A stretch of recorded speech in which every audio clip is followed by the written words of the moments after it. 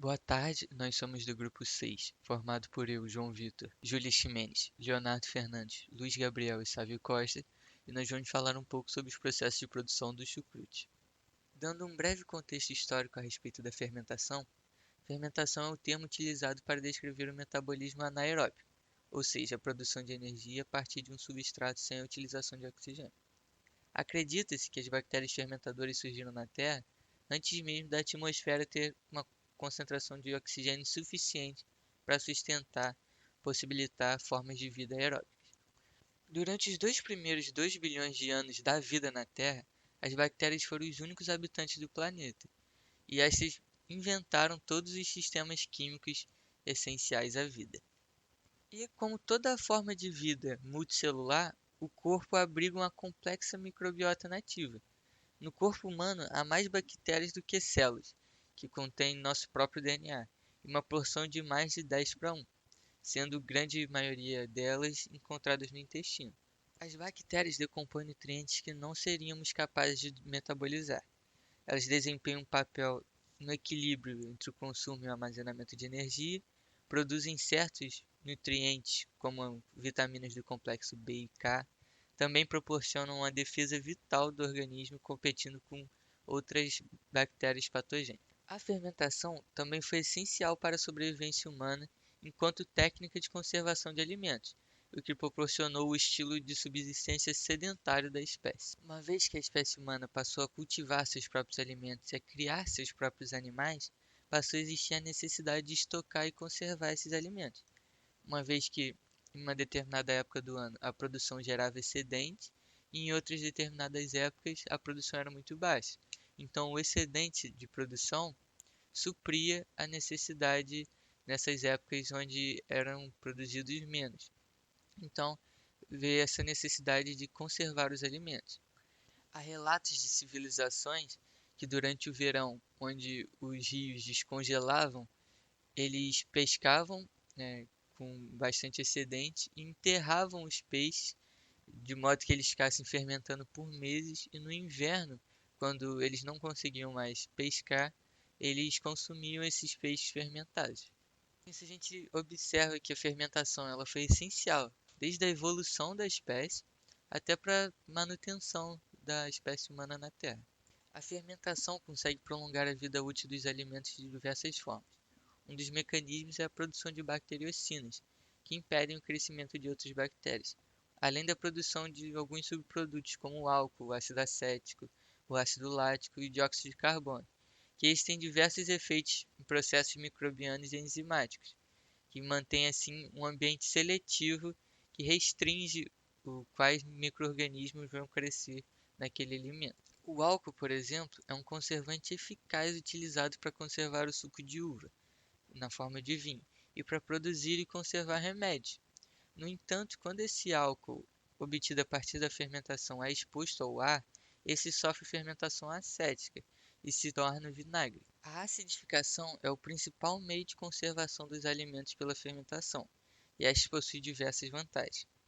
Entre elas, ela faz com que o alimento seja resistente à deterioração microbiana, ao desenvolvimento de toxinas alimentares, faz com que esses alimentos sejam menos propensos a disseminar micro-organismos patogênicos e ela muitas das vezes aumenta o valor nutricional dos alimentos. A acidificação pela fermentação, além de uma estratégia para conservar os alimentos, é também uma estratégia que garante uma segurança alimentar, já que a rápida proliferação de bactérias acidificantes dificulta e talvez inviabiliza que outros micro-organismos patogênicos se estabeleçam no alimento. Além do ácido lático e acético, as bactérias acidificantes também produzem outras substâncias inibidoras, como o peróxido, bacteriocinas e outros compostos antibacterianos. E a acidificação é o processo fermentativo utilizado na produção de diversos alimentos, como quinche, alimento à base de acelga, salame, picles, diversos queijos, iogurte e do chucrute.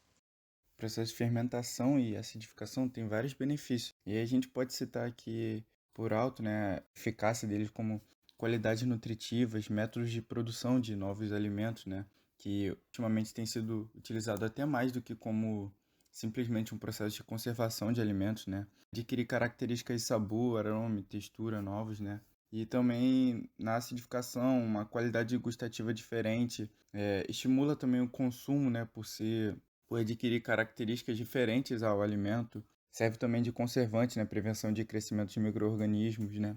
Modificadores de viscosidade, e a gente sabe também que o valor nutritivo dos alimentos que passam por esse processo são poucos alterados e podem ser comparados a sua eficácia a diversos outros métodos de preservação, né? E aí a gente tem também que esse processo se dá pela atividade das enzimas microbianas, né? Das enzimas do alimento e das interações que ocorrem durante a fermentação, que vão causar essas mudanças, né?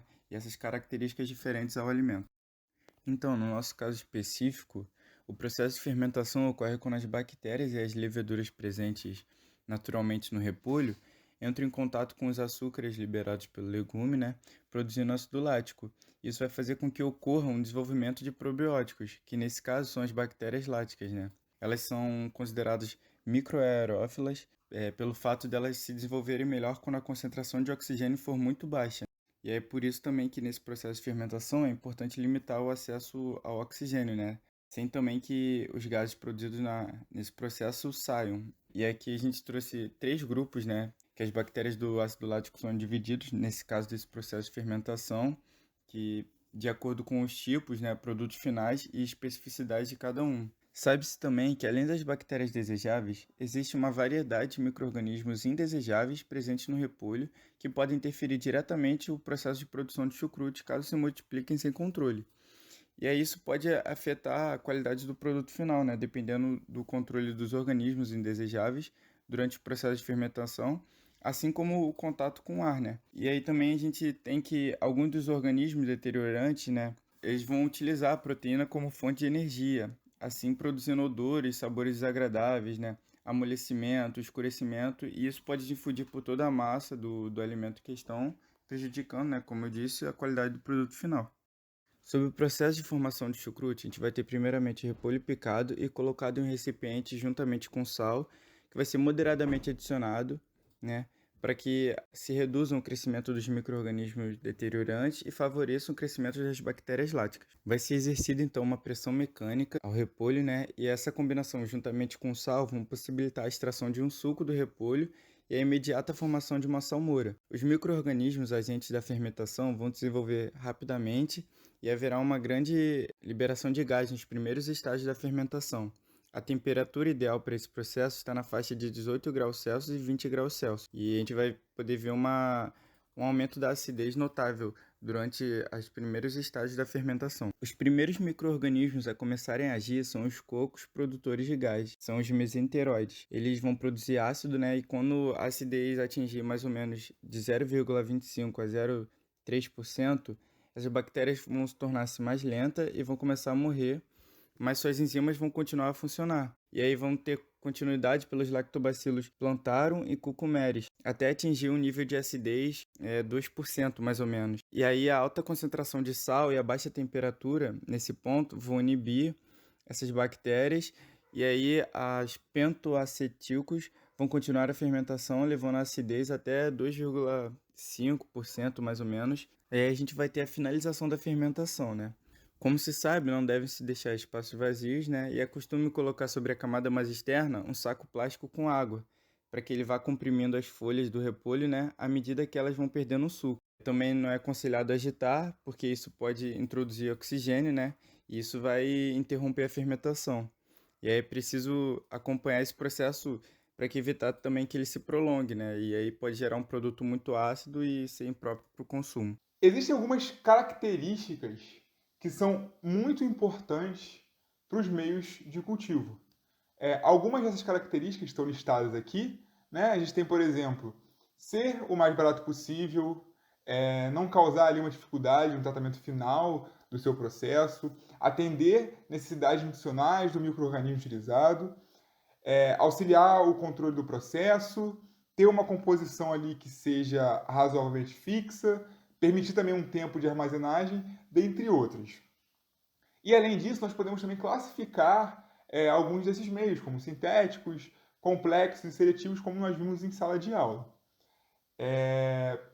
Essas ideias vão ajudar aqui no estabelecimento, né, quando a gente estiver falando sobre o meio para o chucrute. Então, o estabelecimento das condições ambientais é essencial para o processo fermentativo. Então, a gente tem condições como, por exemplo, o número de micro-organismos que está sendo utilizado, bem como também o tipo, né? Podendo variar aí, a gente vai ver que tem alguns tipos, como o Sábio falou já. A questão da limpeza, a questão da concentração, temperatura e distribuição do sal é algo muito importante aqui nesse processo. E também é uma questão de cobertura. Então, a gente precisa fazer isso, né? Estabelecer um meio, um ambiente que seja desfavorável à flora aeróbica e, ao mesmo tempo, favorável às bactérias láticas.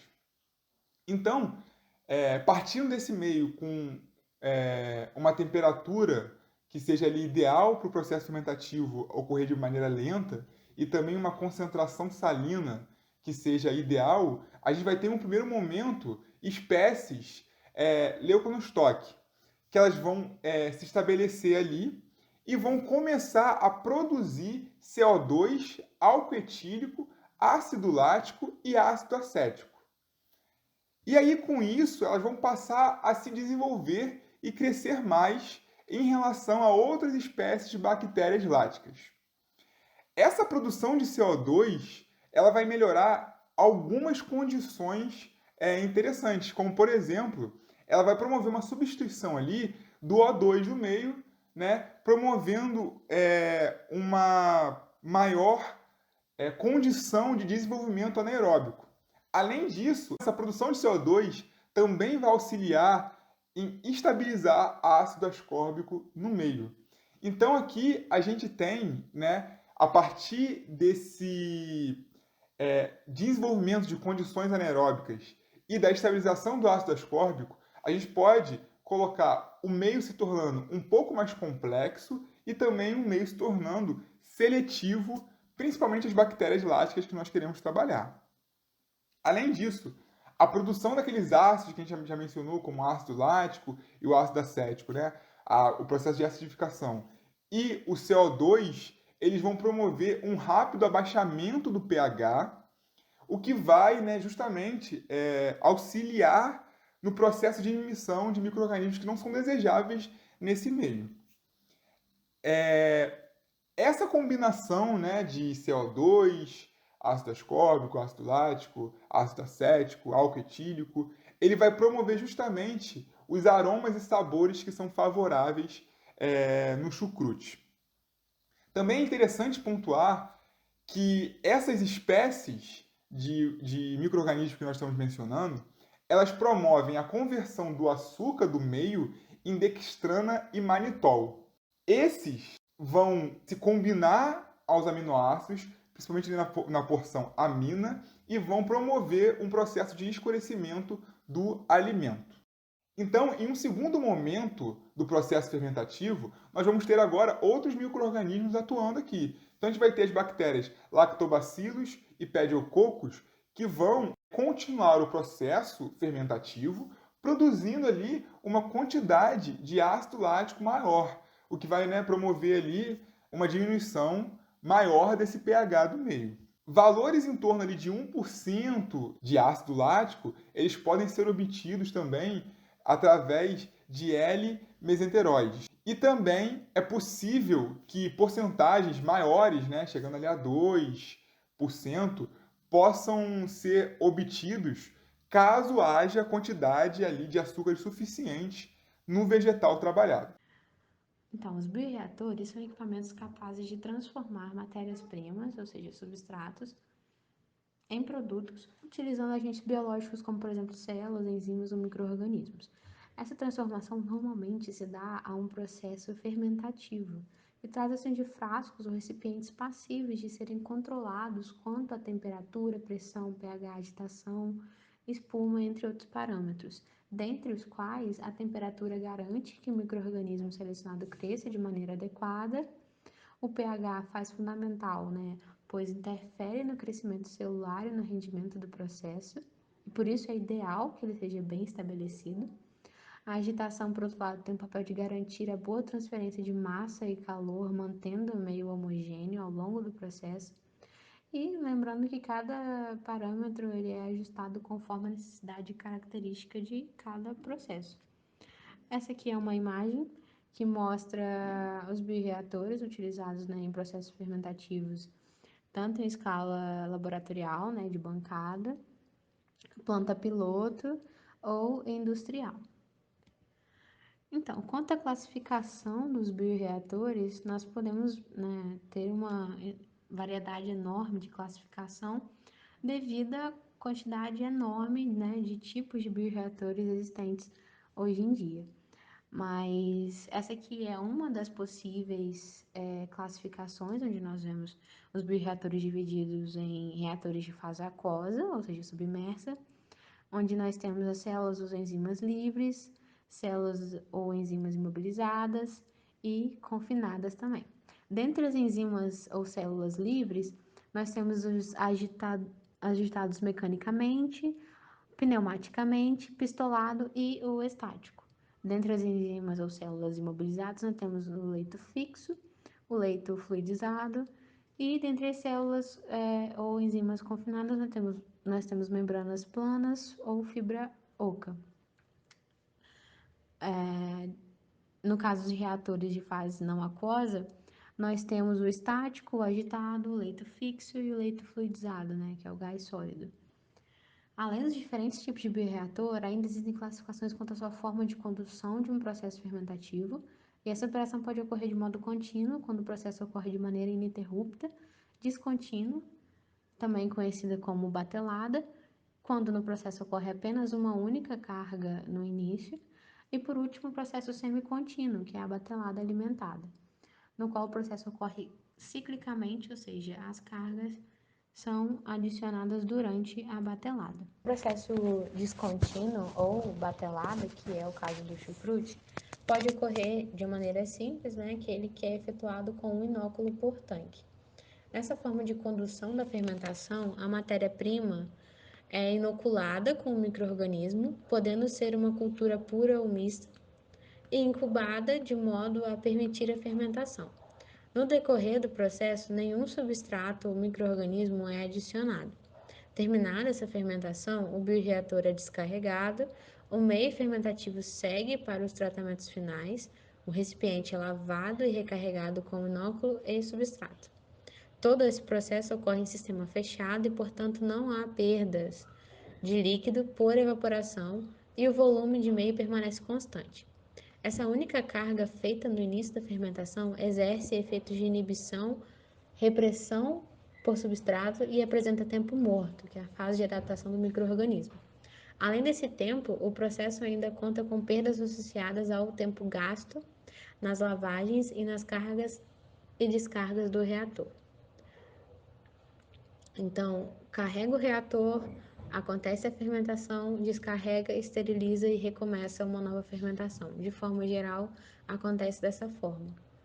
E o volume no decorrer da fermentação permanece constante. Em relação ao processo fermentativo que estaria envolvido na produção do chucrute, neste caso seria a fermentação descontínua, também chamada de fermentação por batelada, que é bastante empregado, seja na própria produção de chucrute ou de cervejas, iogurtes, vinhos e assim por diante. Em relação ao estudo cinético, dando um enfoque maior agora em relação ao estudo cinético da fermentação descontínua, a gente tem que é necessário, né, avaliar o quanto uma determinada concentração do componente cultivo poderia evoluir em função do tempo da fermentação observada. Isso pode ser visto a partir de gráficos, que nesse caso, em específico, seriam gráficos relacionados à fermentação descontínua, certo? Então, é observado, né, um exemplo de um gráfico de fermentação descontínua no slide, onde a gente tem três componentes, né, seria o P, X e o S. O componente P seria o produto formado em determinado processo metabólico, tudo bem? O X seria o micro-organismo atuante, né, nessa fermentação. E por fim, o S seria o substrato, o nutriente que vai compor o meio de cultura. E a partir disso, são traçados valores que podem ser obtidos a partir de experimentos, né, experimentalmente, desses três componentes. E com isso, é possível originar um gráfico de concentração versus tempo, como é visto no slide. E relacionando esse procedimento com a produção de chucrute, a gente poderia dizer que o X seria o micro-organismo atuante no processo em questão, podendo ser a bactéria Leuconostoc mesenteroides, né?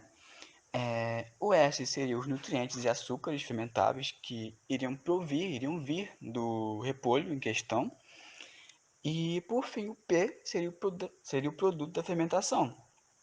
Logo, o chucrute junto do ácido lático e também junto de pequenas quantidades de ácido propiônico, CO2, álcoois e, por exemplo, ésteres aromáticos. Dando um enfoque agora em relação ao processo que envolve o inóculo, né? O que seria o inóculo? Basicamente, o inóculo seria a quantidade ideal, né, daquela bactéria em questão para ocorrer a fermentação, que nesse caso seria a fermentação lática. E no caso da fermentação descontínua, poderia ser utilizado o inóculo por tanque, né, um inóculo por tanque, gerando por fim o meio fermentado. E focando no processo em questão, né, nesse processo, seriam adicionados nutrientes ao bioreator, onde antes do processo ser iniciado, esses nutrientes iriam ser postos nesse bioreator e com isso o meio de fermentação seria então inoculado e incubado, levando em conta condições específicas, né, daquele ambiente.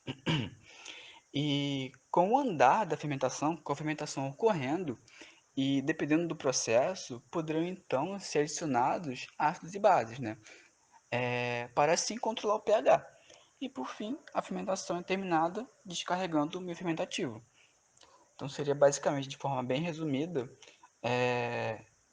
o processo de fermentação descontínua a partir da utilização de um inóculo por tanque.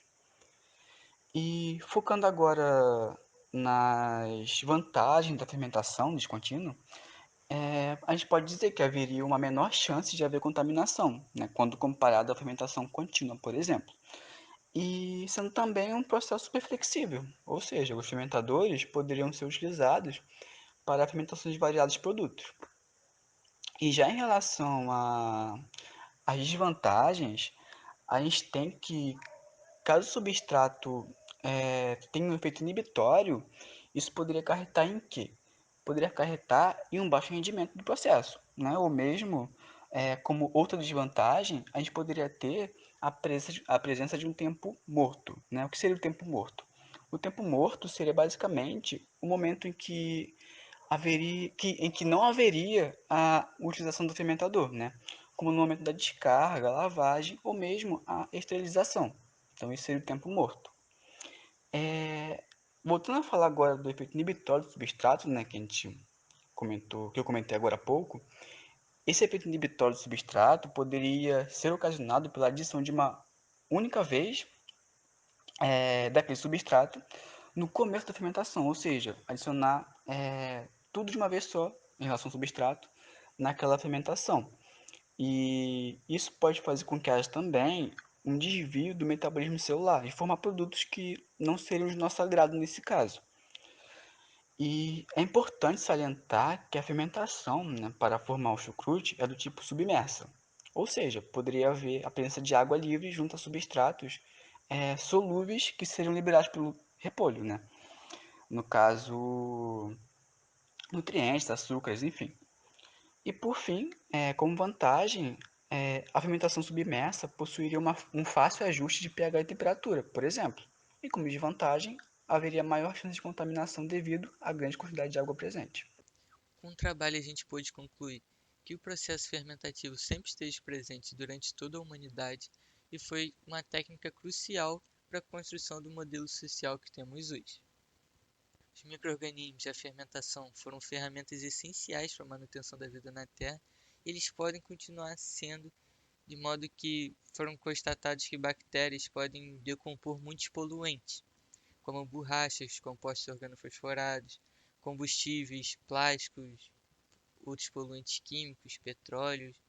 Então, por exemplo, no ano de 2010, depois de derramamento de petróleo, verificou-se que a proliferação, que os cientistas chamaram de proteobactérias, aumentou muito. E foi constatado que essas bactérias ajudaram a degradar o petróleo derramado. Então, essas bactérias podem vir a se tornar ferramentas biotecnológicas para diminuir ou conter a poluição na Terra.